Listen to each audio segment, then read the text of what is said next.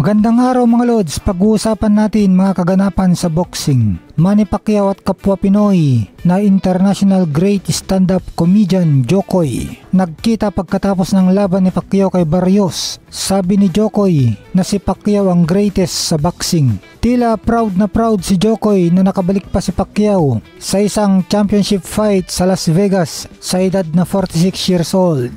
Hey you guys, the greatest to ever do it right here, Manny Pacquiao.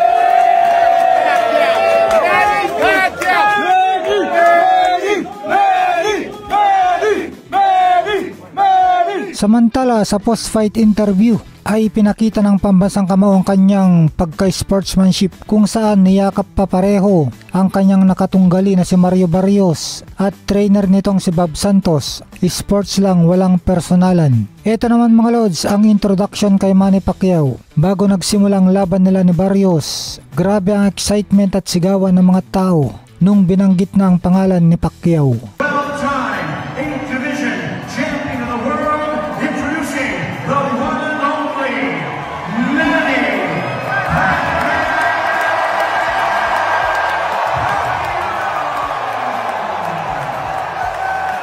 Ayon naman kay boxing analyst Jim Gray na naniniwala siya na napanalunan ni Pacquiao ang laban. Yung laban daw na ito ni Pacquiao at Barrios ay isa sa all-time great performances. Sabi pa ni Jim Gray na hindi siya judge pero malinaw daw sa kanya, malinaw sa mata niya. Nakakaya daw para sa boxing. Yung dalawang judges daw, hindi makapaniwala si Jim Gray na hindi sila makapagdesisyon kung sino ang panalo. Pero para kay Jim Gray, amazing, astounding performance para kay Pacquiao at one of all-time great performances daw ito. Samantala ito naman yung last 30 seconds ng laban ng ating kababayan Mark Magsayo kontra Mexican George Mata Cuellar kung saan panalo via unanimous decision ang Pinoy. Makikita dito na outpointed talaga si Cuellar kay Magsayo.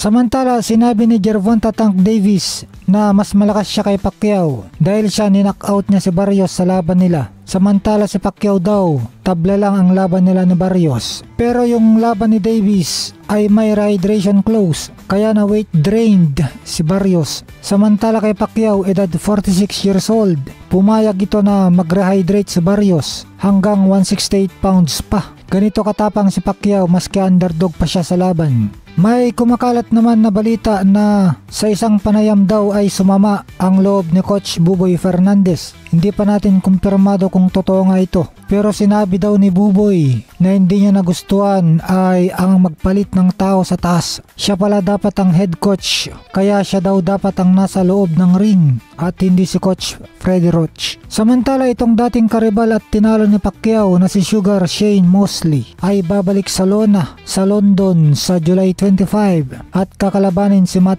Floyd. Mukhang na-inspired dito sa pagbabalik na Pacquiao. 53 years old na itong si Mosley, 3 Division World Champion. Huling laban niya ay 2016 pa nang natalo siya kay David Avanesyan. Ito naman mga Lods, niregaluhan si Manny Pacquiao ng customized chain na nagkakalaga ng $100,000 o sa piso ay mahigit 5 milyong piso. Regalo ito sa kanya ng Rocos Jewelry.